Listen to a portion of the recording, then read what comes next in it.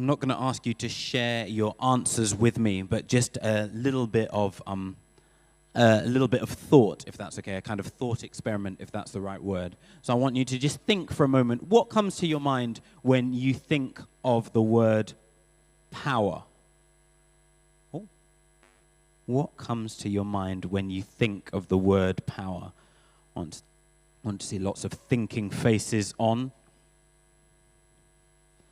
I've got a few suggestions, and this might just kind of reveal how strange I am, I suppose. But see if any of your suggestions, maybe if you've thought the same as me, you can shout out in agreement.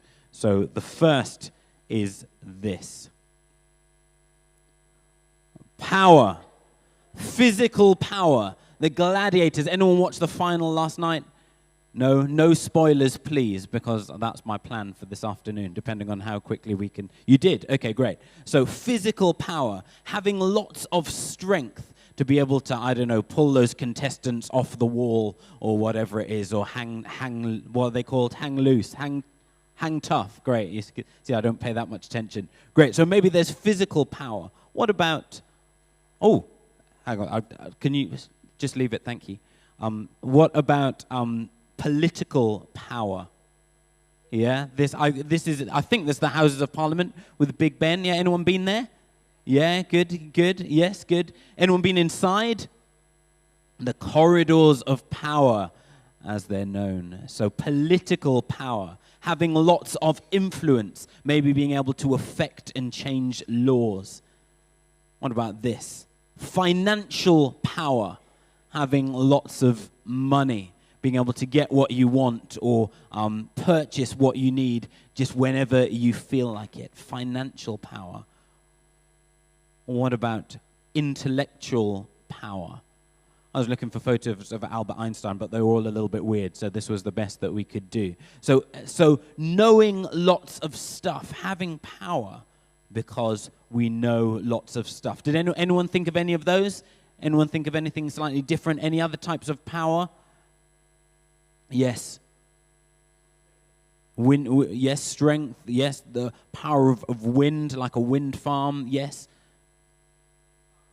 Battery power, amazing, great. So kind of electricity and power. Well, let's have one more, two more. God's power, wonderful, thank you, Charlie. Final one. Superpower, kind of like see you in that Arsenal shirt, like Declan Rice, the superpower to hit the top corner, like that was quite something. So power. So listen to this from our Bible reading that we heard from Sue a few moments ago. A dispute also arose among them, that's the disciples, as to which of them was considered to be the greatest.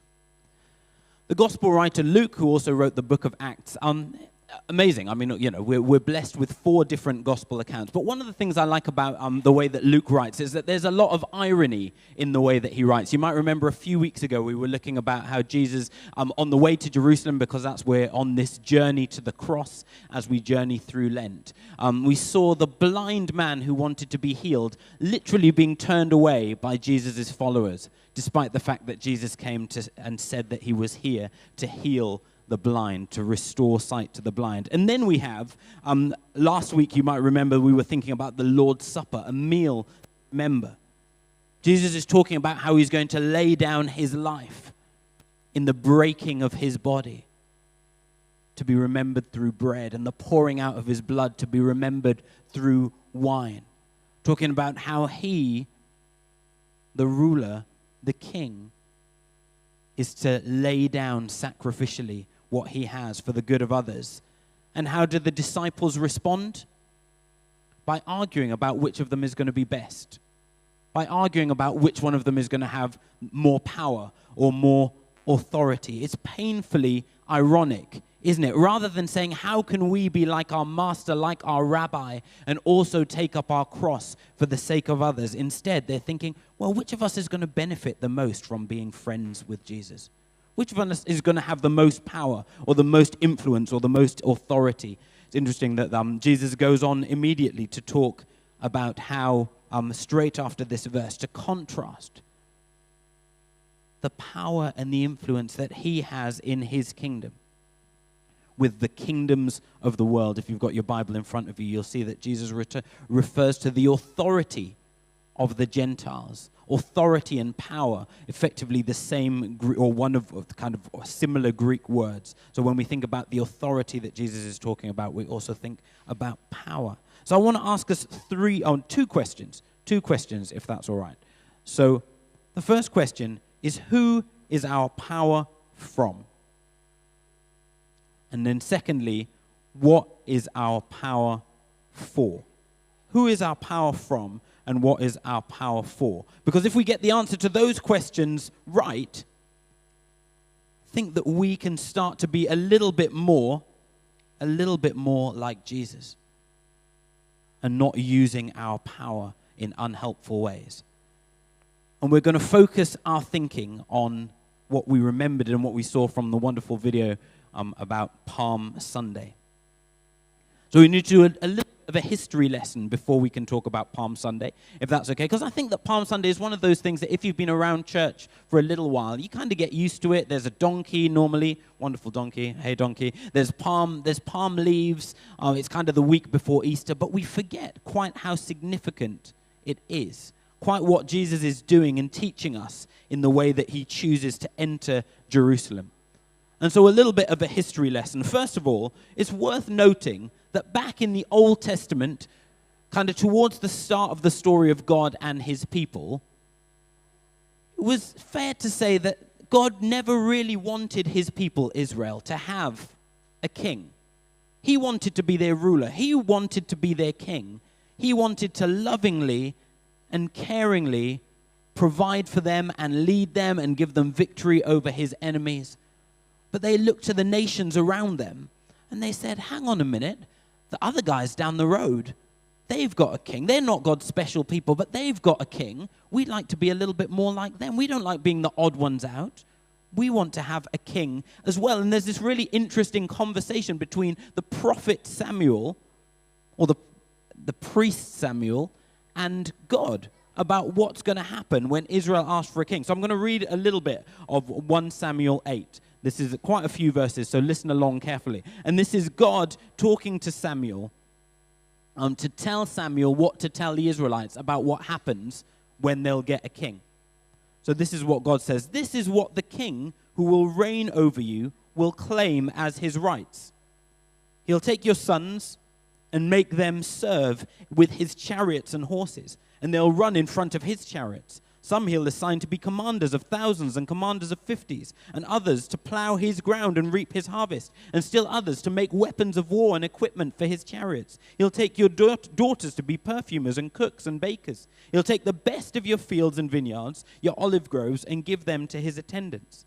He'll take 1/10 of your grain and of your vintage and give it to his officials and attendants. Your male and female servants and the best of your cattle and donkeys he'll take for his own use. He'll take 1/10 of your flock, and you yourselves will become his slaves. When that day comes, you'll cry out for relief from the king you've chosen. But the Lord will not answer you in that day. But the people refused to listen to Samuel. No, they said, we want a king over us. Then we'll be like all the other nations, with a king to lead us and go out before us and fight our battles. When Samuel heard all that the people said, he repeated it before the Lord. The Lord answered, listen to them and give them a king. It's interesting, isn't it? Right back there in the beginning of the story of kingship and God's people, God is warning and saying, my design was always for me to be the Lord of your life, for me to be king over your life. But you want to place someone else in that position, to be like everyone else. And God warns them. What does he warn them? That the king is going to abuse power. He's going to take your stuff that's meant to be for you, and he's going to use it for himself. He's going to take the things that you like the most or that you value the most. He's going to give it to his friends and his family. Right there's a warning, but the people say, no, we want a king anyway, because we want to be like everyone else.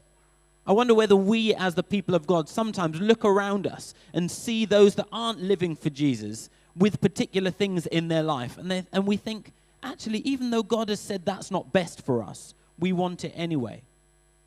And the challenging thing is that actually sometimes God will say, okay, go on then, you have it. But see, you're not walking in the fullness of what I have for you. So there's a challenge, isn't there? Israel says, yes, we want a king. And there's a succession of kings that comes to rule the people of God. And many of us will know from the Old Testament, the first half of the Bible, that some of those kings are pretty good. And a lot of those kings are pretty awful. They lead God's people away from being who God has called them to be. And eventually they spiral out of control, so much so that they get taken into captivity away from the land that God has promised them. But then God promises a different kind of king. Not a king that's going to use his power to exploit.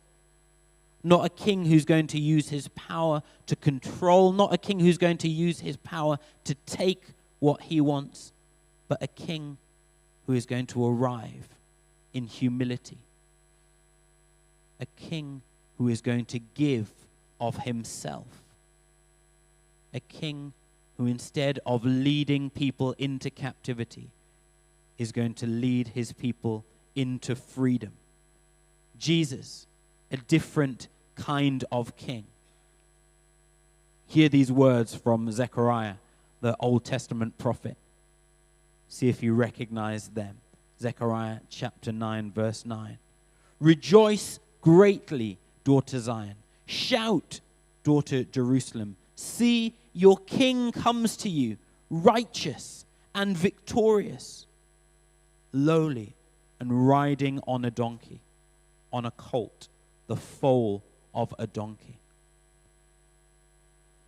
Jesus' kingship, Jesus' rule and reign is a source of rejoicing because he's not like any other earthly king. He doesn't take, but he gives. He doesn't enslave, but he sets free.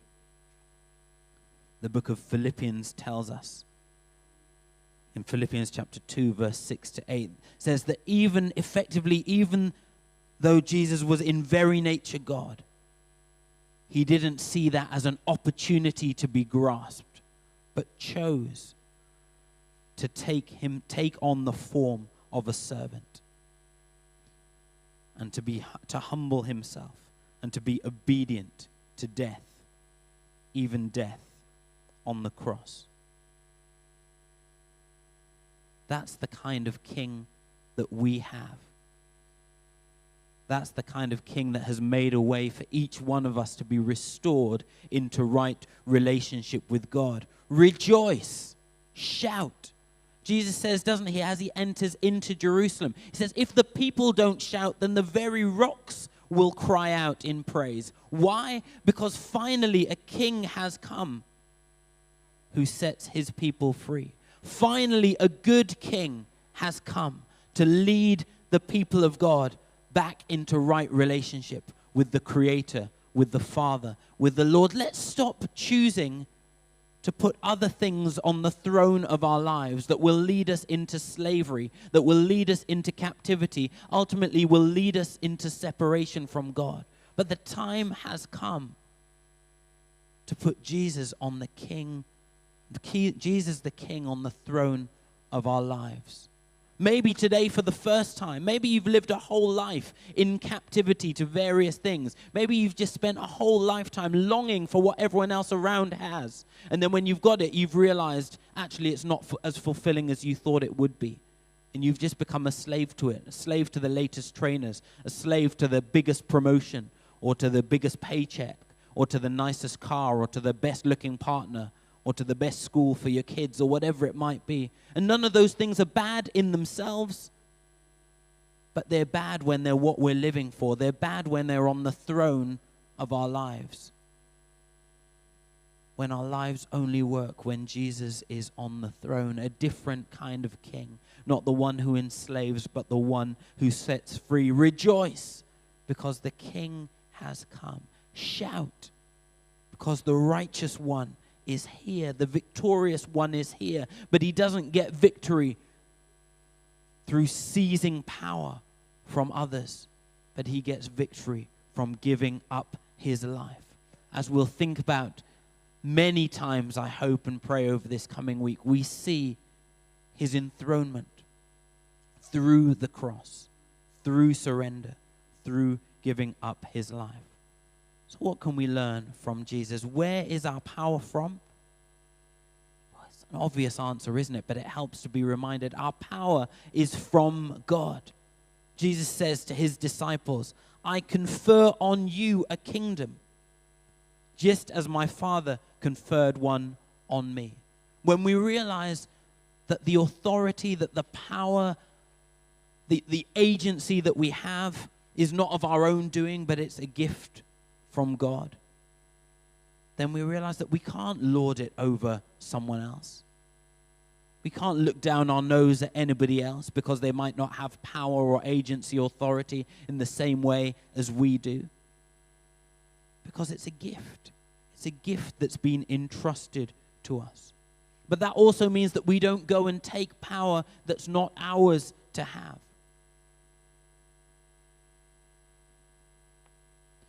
For some of us here, we really like the feeling of power a little bit too much.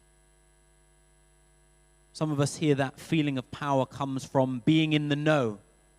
When we think we're the first person to know a little bit of information or a little bit of gossip that's going around in our community, we think, oh, this is my access to power. For some people, we love the power of being the first person people come to for advice. And actually, it becomes less about the advice that we're giving and more about the fact that we feel proud that people see us as trustworthy and a good listening ear. Remember, the power is from God. It's not to be seized and taken for ourselves, but it's a gift to be received, but also to be given back whenever it is asked of us. Who is our power from? It's from God. And what is our power for? It's for passing on. It's for giving away. It's for building up others. Now, the reality is that each one of us here, you might not feel it. You might be sitting here this morning feeling pretty powerless. But I want to encourage you that by the very nature of being here, you are blessed with a certain amount of authority or agency or freedom. And my encouragement is that each one of us before God says, well, God, why have you given me this gift? Who am I meant to bless through the authority and the power that you've given me? It's interesting, isn't it? Jesus says this of the Gentile rulers or kings. He says, those who exercise authority over them are called benefactors. You think about that, oh, well, that sounds quite nice, doesn't it? Oh, a benefactor, someone who does nice things for other people, I guess, putting it simply. But the challenge with that is that it's all about the giver. It's all about the one who's giving. It's about having that plaque, isn't it, with your name on it to say, yes, Luke was a generous man. It's all about my glory and my praise and my status rather than truly giving. Remember, Jesus encourages us to give in secret, to give in a way. He uses a strange analogy to say actually to give in a way almost like your right hand doesn't know what your left hand is doing. We don't give to have the name benefactor written on our gravestone, generous person, but we give because God has given freely to us. Our power, our authority, our agency is for passing on, for building up others. It's for service, for humble service, not to see how many people we can get to serve us. And finally, what is our power for? Maybe we'll end not with thinking about what it's for, but what it's not for. And it's not for identity. Seems like human beings throughout the ages have found far too much identity in the power that we have. I'm the such and such of this, or I'm the this of that. Titles before or after our names. Maybe some of us here this morning have got so wrapped up in our status and in our power that we've lost sight of our true identity. Jesus is able to lay down and give away his power because his identity isn't found in his power, but identity is found in his relationship with his Father. if we want to be people who are able to lay down our status, our authority, and our power as Jesus did, then we need to be people who know that our identity is found in whose we are, children of the living God. So as we think about this Palm Sunday, as we think about Jesus arriving not on a white stallion, but on a donkey, not coming with fanfare and parade, but with the cry of Hosanna of simple, normal folk. As we think about cloaks and palm branches spread on the floor to mark his arrival, how do we pick up the heart of our Savior and our Lord, the one who comes in gentleness and humility, the one who comes not to be served but to serve, the one who lays down his rights and his power, the good and perfect King?